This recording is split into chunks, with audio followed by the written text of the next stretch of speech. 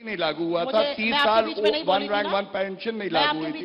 बोल गई थी आप, भूल जाती हैं आपको मैं समझता हूं कि आप गजनी की तरह है, आप बीच में बोल जाती हैं फिर आप भूल जाती हैं कि मैं बोली थी। अभी आप बोल रही थी, लेकिन मैं वैसे बता रहा हूं 30 साल one rank one pension, GST 20 साल, 8 साल एमएसपी, ऐसे कई हैं। आप बोल चुके, आप बताइए। आप गया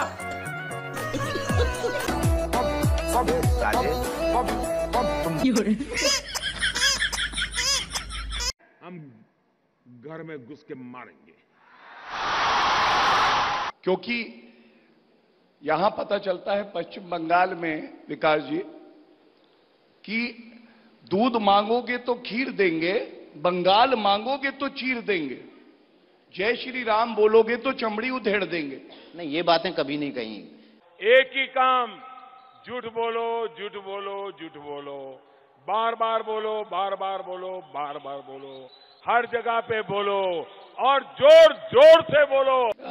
दोनों बातें। जय श्री राम बोलने पर आपत्ति है टीएमसी की। अच्छा, लेकिन पत्रकार आप हैं, लेकिन जिस तरह की बात आप कह रहे हैं वो नहीं कही। जय श्री राम का नारा पश्चिम बंगाल का एक नागरिक लगा रहा था। एक सर, जय श्री राम बोलने पे टीएमसी को आपत्ति नहीं, प्लीज डोंट मिसकोट। देखिए, आपत्ति भी नहीं है, तुरंत उन्होंने खारिज कर दिया। देखिए, लोकतंत्र में सम्मान सबकी बात का होना चाहिए।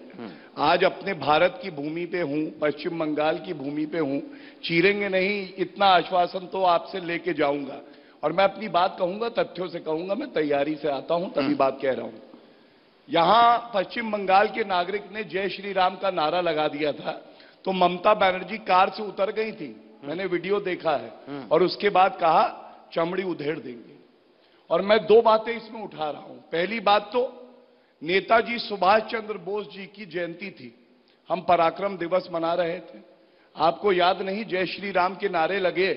अगर नेताजी का आप सम्मान करती हैं और आपको कहीं अपने सम्मान पे चोट भी लग जाए तो आप वहां पे मर्यादा रखते हुए बोल नहीं सकती थी, नहीं बोली। ये दिखाता है कि मैं जो हूं वो हूं, बाकी जनता से, नेताजी सुभाष चंद्र बोस जी से कोई लेना देना नहीं। दूसरी बात, आप बताइए, बंगाल हमारा अपना है, हमारे भारत का हिस्सा है। बंगाल मांगोगे, अपनी चीज मांगी नहीं जाती है। और ममता बनर्जी कम है, टीएमसी पत्थरबाजों की पार्टी ज्यादा है। पत्थर मार देते हैं हमारे राष्ट्रीय अध्यक्ष नड्डा जी की कार पे। मुझे क्या दे रहा है इससे, मुझे क्या फायदा हो रहा है, मुझे ये समझ नहीं आ रही। मुझे कोई कमेंट तो करके बताओ। पत्थर मार देते दिलीप घोष जी की कार पे और वादा करके जाते हैं हम लोग यहां से उन्हीं पत्थरों को इकट्ठा करके पुल बनाएंगे और जनता के दिल में जगह बनाएंगे। ये है भारतीय जनता पार्टी। चलिए, मैं अब सुप्रिया श्रीनेट के पास आ जाता हूं। पहला सवाल पूरा कर लेते हैं। सुप्रिया, कैसे बनाएंगे सोनार बांग्ला? क्योंकि टीएमसी और बीजेपी तो कह रहे हैं कि शादी में अब्दुल्ला बेगाना। ऐसा है, 2021 में हम पत्थरों की, रक्त रंजित राजनीति की, हर उस मुद्दे की बात कर रहे हैं जो युवाओं का, किसानों का, मजदूरों का मुद्दा ही नहीं है। मुद्दा क्या होना चाहिए इस चुनाव का? डेवलपमेंट होना चाहिए। मुद्दा होना चाहिए रोजगार कैसे बनेगा, मुद्दा होना चाहिए शिक्षा कैसे बढ़ेगी, मुद्दा होना चाहिए कि स्वास्थ्य सेवाएं कैसे बढ़ेंगी। लेकिन मुद्दा देखिए क्या है, मुद्दा तो अब यह हो गया है कि मर्यादा पुरुषोत्तम श्री राम को शक्ति की वाहिनी दुर्गा से लड़ाया जा रहा है। ये कौन सी बातें हम लोग कर रहे हैं एक आजाद हिंदुस्तान में?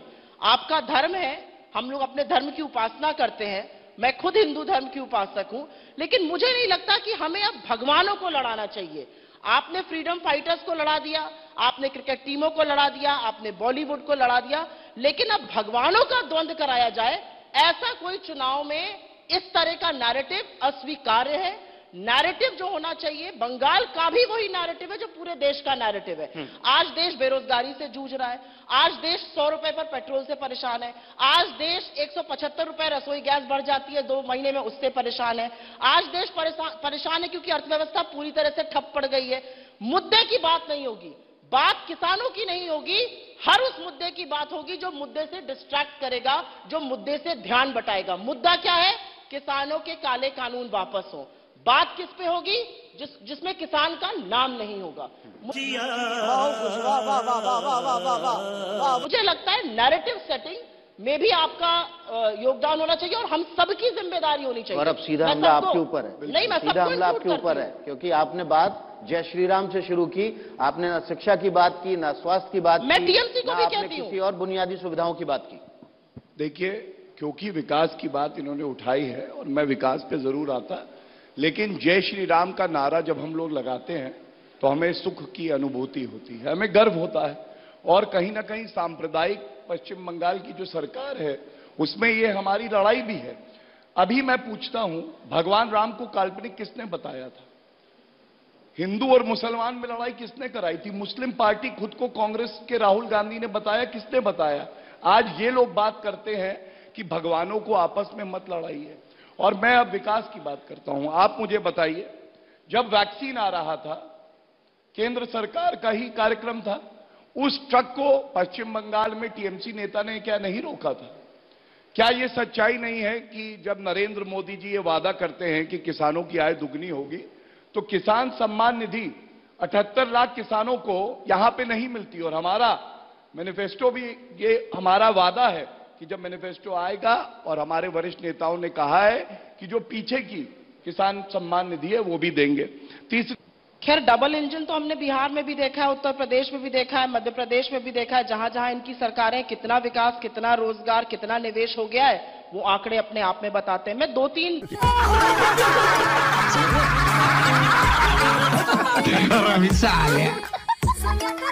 बिंदुवर बात कर देना चाहती हूं और उसका जवाब अगर मिल जाए तो। किसानों की बात बहुत दम्भ भर के होती है, टीवी पर भी होती है, यहां पर भी हो रही है। अच्छी बात है किसानों के बारे में बात हो।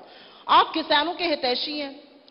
200 से ज्यादा किसानों की शहादत हो गई। आपने भाजपा के किसी भी व्यक्ति से, from the prime minister to the lowest ranking official, आपने एक बार भी एक श्रद्धांजलि, एक संवेदना का शब्द सुना? नहीं। आप किसानों से बात करने में क्यों कतराते हैं? 11 बार के बाद आप कहते हैं कोर्ट चले जाओ। अरे निर्वाचित सरकार आप हैं, प्रचंड बहुमत आपको है, आपको समाधान ढूंढना है।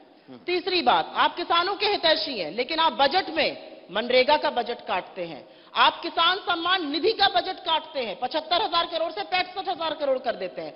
आप एग्रीकल्चर एंड अलाइड इंडस्ट्री का बजट काटते हैं और आप अपने आप को किसानों के हितैषी बताते हैं। अब राज्य सरकारों की बात कर लें। इन्होंने कुछ एक आंकड़ा दिया था, 7 लाख करोड़ बकाया है। अभी बजट में पेट्रोल और डीजल पर एक सेस लगाया गया, 4 रुपए का और 2.5 रुपए का। आम आदमी पर उसका कोई फर्क नहीं आएगा। लेकिन आपको पता है किस पर फर्क आएगा? राज्य सरकारों के रेवेन्यू पर, क्योंकि एक्साइज ड्यूटी स्ट्रक्चर चेंज हुआ है। थोड़ी बहुत अर्थशास्त्र की समझ रखती हूं। एक्साइज कलेक्शन आप स्टेट के साथ शेयर करते हैं, सेस केंद्र खुद रखता है। राज्य सरकारों का पैसा मार के आप रखना चाहते हैं, आप राज्य सरकारों को राजस्व नहीं देना चाहते हैं। प्रधानमंत्री जी 7 साल से सरकार में है, कहते हैं पेट्रोल 100 रुपए पर है। वो क्या कहते हैं? प्रीवियस गवर्नमेंट्स ने हमारा इंपोर्ट कम नहीं किया। मान्यवर, 82% पेट्रोल का इंपोर्ट आपकी सरकार में भी हो रहा है। इनफैक्ट यूपीए की सरकार से बढ़ गया है ये इंपोर्ट। आप पहले इंपोर्ट करते थे 132 मैट्रिक टन, अब आप 220 मैट्रिक टन इंपोर्ट कर रहे हैं। तो 7 साल से आप सरकार में हैं, आप पुरानी ही बातें करिएगा या अपने भी कार्यकाल के कुछ दिखाइएगा उपलब्धियां, क्योंकि मुझे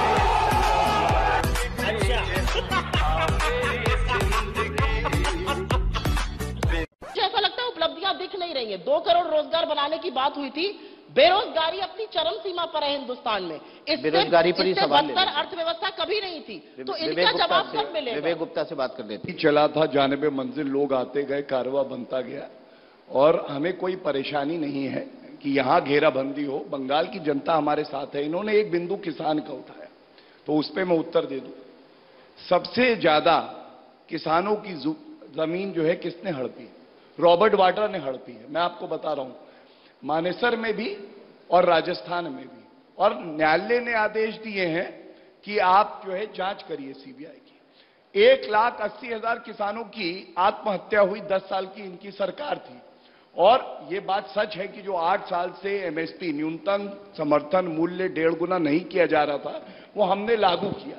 और ये भी बात सच है कि इन्हीं के मैनिफेस्टो चैप्टर 7.11 उसमें लिखा है एपीएमसी एक्ट को रिपील कर देंगे। आज बदलाव ला रहे हैं, ऐतिहासिक बदलाव है। देश का किसान नरेंद्र मोदी जी के साथ खड़ा है, इनको दर्द हो रही है। ईर्ष्या हो रही है, क्योंकि कांग्रेस का मतलब ही ये है कि वो बिचौलियों के साथ खड़ी रहेगी, कमीशन खोर पार्टी है।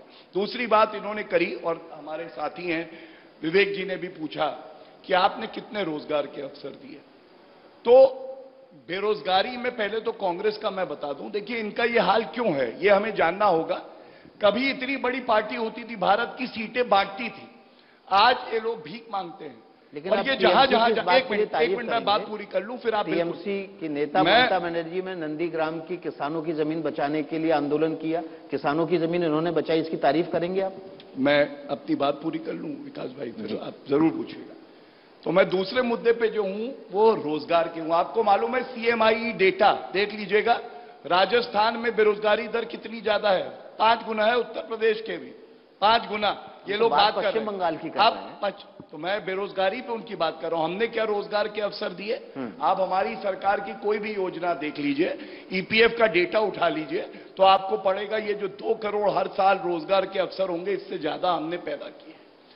अल्लाह माफ करे, बहुत मनुष्य लग रहे हो, मत करो, रहने दो, बहुत बुरे लग रहे हो। तौबा तौबा तौबा, थारा मूड खराब कर दिया। ये जब संकट हम इस पे जीत पालेंगे, उसके बाद वो जरूर लागू हो। सुप्रिया, 2 साल में रूल्स अभी तक फ्रेम नहीं हो पाए हैं, just putting it on the record. खैर, मैं 8 साल में MSP नहीं लागू हुआ था, 30 साल 1 रैंक 1 पेंशन नहीं लागू हुई थी, बोल गई थी आप, भूल जाती हैं आपको मैं समझता हूं कि आप गजनी की तरह है, आप बीच में बोल जाती हैं, फिर आप भूल जाती हैं कि मैं बोली थी, अभी आप बोल रही थी। लेकिन मैं वैसे बता रहा हूं, 30 साल 1 रैंक 1 पेंशन, GST 20 साल, 8 साल MSP, ऐसे कई हैं। आप बोल चुके? आप बताइए। आप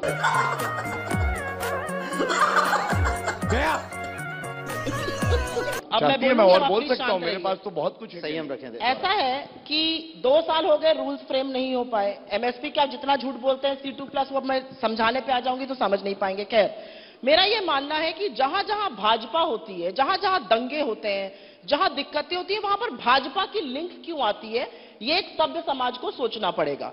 JNU में दंगा हुआ, कोमल शर्मा आई, अनुराग ठाकुर के वीडियो के साक्ष्य हैं, लेकिन दिल्ली पुलिस उनके खिलाफ केस नहीं बना पाएगी।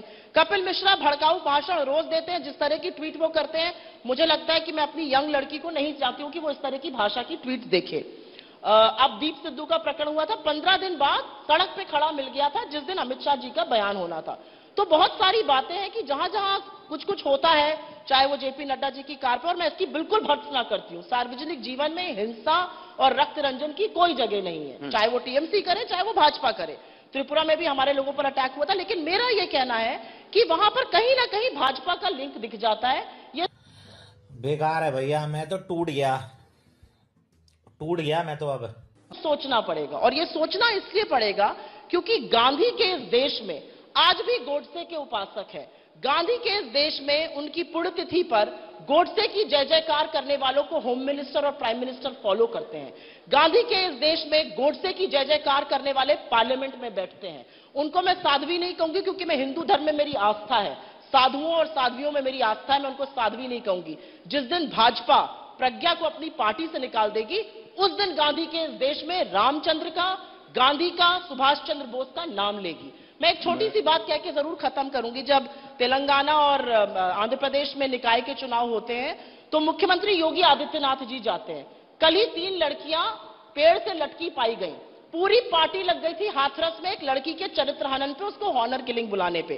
क्या हाथ जोड़कर कोई भी भाजपा का माफी मांगेगा जब CBI की चार्जशीट कहती है कि वहां पे गैंग रेप हुआ था? क्या हाथ जोड़ के कोई भी माफी मांगेगा कि शाहजहांपुर में या उन्नाव में पहले क्यों इनके मंत्री बने, क्यों इनका MLA बना रहा, उसको क्यों नहीं निकाला गया जब तक कोर्ट ने इंटरवीन नहीं किया? ये सब क्वेश्चंस हैं जो एक सभ्य समाज को आंसर करने पड़ेंगे। और मैं ये बता दूं, पंजाब में और इससे पहले हरियाणा में जो निकाय, जो म्युनिसिपल के चुनाव हुए हैं, उसमें जो भाजपा का सुपड़ा साफ हुआ है, उसके बारे में ये नहीं बोलेंगे। और इसलिए नहीं बोलेंगे क्योंकि वो छोटा चुनाव था। जब तेलंगाना में होता है तब वो छोटा चुनाव नहीं है, उसका राष्ट्रीय राजनीति पे फर्क पड़ता है, इसका नहीं पड़ेगा। गौरव, अहम सवाल उठा है कि गांधी के रामराज्य के सपने में गोडसे कहां से आ गया बीच में? जिनको गोडसे याद आ रहे हैं या ये उपासना करते हैं, तो ये गोडसे का नाम ले रहे हैं। हम तो महात्मा गांधी को आदर्श मानते हैं। मैं एक बात जरूर कहूंगा, भारत के संविधान की बात ये भी नहीं करेंगे, ये भी इटालियन संविधान से चलेंगे। और झूठा सबसे बड़ा कौन, आप बताइए। कल ही की घटना है, स्वामी मुख्यमंत्री, उनके सामने एक महिला ने कहा अपनी भाषा में कि जब यहां हमें जरूरत थी तो सरकार ने मदद नहीं करी। अब कितने बड़े झूठे, उन्होंने राहुल गांधी को ट्रांसलेट करके कहा, ये महिला तारीफ कर रही है कि सरकार ने इतनी मदद करी जैसा कोई घर वाला करेगा। ये राहुल गांधी झूठ बोलते हैं। सर्वोच्च न्यायालय में हाथरस आपको मामले पता पे है, माफी मांगेंगे? आप भी टीवी चैनल में मेरे सामने उसका चरित्र हनन कर रहे थे, माफी मांगेंगे आज? अच्छा, आप देख लीजिए। अभी कह रही थी लेडी गजनी, बोल रही थी कि मैं बीच में नहीं बोली थी, इसीलिए कहता हूं याददाश्त तरोताजा रहनी चाहिए। गजनी हीरो था वैसे, जस्ट फॉर योर कोई बात नहीं, आप हीरो बनेंगी तब अच्छा लगेगा, और आप इससे ज्यादा पैदा किए। और 10 साल की इनकी सरकार है, मैं इनसे सिर्फ इतना पूछ लूं, 5 उपलब्धियां बता दें, कितने रोजगार के अवसर दिए हैं ये बता दें, ये नहीं बता पाएंगे। और इस बात से चलिए, रोजगार के अवसर के लिए हम विवेक के पास जाएंगे, लेकिन उससे पहले सुप्रिया से ले लेते हैं। मुझे लगता है 2 करोड़ रोजगार से ज्यादा पैदा करने वाली बात तो शायद मोदी जी भी नहीं मानेंगे जो भाई साहब बोल गए। तो इसमें मैं हंसूं या मुझे थोड़ी हंसी आ रही है कि इस तरह के क्लेम किए जा रहे हैं। खैर, कुछ तथ्य साफ करना जरूरी है और मुझे लगता है एक बहस का स्तर होना चाहिए। बात करते हैं कि किसानों का एपीएमसी रिपील करने की। मुझे लगता है ये प्लेटफॉर्म है जहां पर हमें क्लैरिफाई करना चाहिए। हमने अपने मैनिफेस्टो में कहा था कि हम 42,000 मंडियों को बढ़ाकर 2.5 लाख मंडी बनाएंगे। बड़े गांवों में, छोटे कस्बों में मंडियां बनेंगी, क्योंकि एपीएमसी मंडी किसान से बहुत दूर है। जब हम स्टेप नंबर 1 to 10 कर लेंगे तब हम एपीएमसी में रिफॉर्म लाएंगे। लेकिन मान्यवरों ने क्या किया, स्टेप नंबर 1 से सीधा 11 पर पहुंच गए। किसान को कहते हैं हमारे साथ खड़ा है, तो 200 लोगों की शहादत कैसे हो गई? वो दूध पीते बच्चे बैठे हुए हैं बॉर्डरों पर, 20 किलोमीटर दूर है प्रधानमंत्री आवास से, लेकिन मोदी जी के पास उनके लिए एक शब्द, एक आंसू, एक श्रद्धांजलि का वक्त नहीं है। एमएसपी की बात करते हैं। एमएसपी की बात तो मोदी जी करते थे, वर्किंग ग्रुप के चेयरमैन थे, उन्होंने एक रिपोर्ट दी थी मनमोहन सिंह जी को, गुजरात के चीफ मिनिस्टर थे, कहा था एमएसपी को कानूनी जामा पहनाइए। स्वर्गीय सुषमा स्वराज जी ने कहा था सर्वविदित है। अरुण जेटली जी ने कहा था $400 बिलियन अमेरिका और यूरोप जैसी इकोनॉमीज खर्चा करती हैं, एमएसपी होना चाहिए। आज आप कहते हैं एमएसपी रहेगा। अरे आपने तो यह भी कहा था 15 लाख रुपए डालेंगे, 2 करोड़ रोजगार बनेगा, 15-21 दिनों में कोरोना जीत जाएंगे। आपकी बात की क्या वैल्यू है? नहीं, एक मिनट रुक जाइए। आपकी बात की वैल्यू इसलिए नहीं है क्योंकि आपने कोई भी वादा अभी पूरा नहीं किया। आप कानूनी जमा पहनाइए ना। आप क्या बोला तूने? HIV पॉजिटिव डिटेक्ट खत्म गया। कहते हैं सरकारी मंडी में एमएसपी रहेगी, जहां पर प्राइवेट खरीदार आएगा उसको तो एमएसपी के लिए बाध्य करिए। अगर वो कम में खरीद के चला जाएगा उसके लिए तो कोई सजा ही नहीं है। हमने एक कानून पारित किया पंजाब में कि उसको जेल जाना पड़ेगा अगर एमएसपी से कम में खरीदेगा। आपने 3 महीने से वो कानून लंबित किया हुआ है। क्यों लंबित किया? अगर आपका दिल साफ है तो वो कानून क्लियर कर दीजिए, लेकिन वो नहीं करेंगे। जबानी जमा खर्च, लच्छेदार बातें करेंगे। देखिए, एक उदाहरण है ये, मेरे हाथ में सीएमआई का डेटा है। राजस्थान में बेरोजगारी का दर 17.7 है। ये किसी भी भाजपा शासित प्रदेश से ज्यादा है। ये केवल एक उदाहरण है कि जब कोई झूठ बोले तो प्रमाण दे दो, तो उसको पता चल जाए कि राहुल गांधी की ये जो ट्रेडिंग है ये बहुत आगे तक आपको ले जाएगी नहीं। और ये बात कर रही है, आपकी राजनीति कैसे चलेगी? अच्छा चलिए, मैं उनका नाम नहीं लेता हूं, मैं उनको पप्पू बुला लूंगा, कोई बात नहीं। पप्पू ने जो आपको सिखाया है वो काम नहीं आएगा। उनका नाम लेता हूं, उन लोगों को दर्द होता है। मैं एक बड़ी बात उठाता हूं, बहस का स्तर थोड़ा मेंटेन करना चाह रही थी, पर चलिए अब आपने शुरू कर दिया तो मैं भी इनको समय दे दीजिए। बहुत देखिए, अभी तक सीटें नहीं पता है कितनी मिली। अभी तो ये भीख मांग रही हैं, प्लीज दे दीजिएगा हमें, हमारी इज्जत बचा लीजिएगा। तो लेफ्ट बताएगी कि कांग्रेस कितनी सीटों में लगेगी। हमारे बीच में क्यों बोलती है? विकेट अगर कमजोर है तो आप विकेट मजबूती से गाड़िए, ये नहीं कि हम बोलने लगे तो आप बीच में बोलने लगी। अब इन्होंने दूसरी बात किसानों की करी। अब लेकिन भाषा का संयम, मैं पूरा भाषा की मर्यादा सर्वोच्च उच्च उत्तम रखूंगा। लेकिन एक बात जरूर कहूंगा, प्रधानमंत्री जी को चौकीदार चोर है तब भाषा की मर्यादा का किसी को ध्यान नहीं आया। थप्पड़ मारूंगी, कंकड़ वाले रसगुल्ले भेजूंगी तो भाषा की मर्यादा का ध्यान किसी के नहीं आया। लेकिन भारतीय जनता पार्टी का प्रवक्ता हूं, वादा है कि भाषा की मर्यादा रखूंगा। अब दूसरी बात, पंजाब कॉन्ट्रैक्ट फार्मिंग एक्ट है, पढ़िएगा क्या कहता है आपको मालूम है? किसान को जेल में डाल देंगे। आज तक वो कानून वापस नहीं हुआ है। क्या ये दोहरा चरित्र नहीं है कांग्रेस?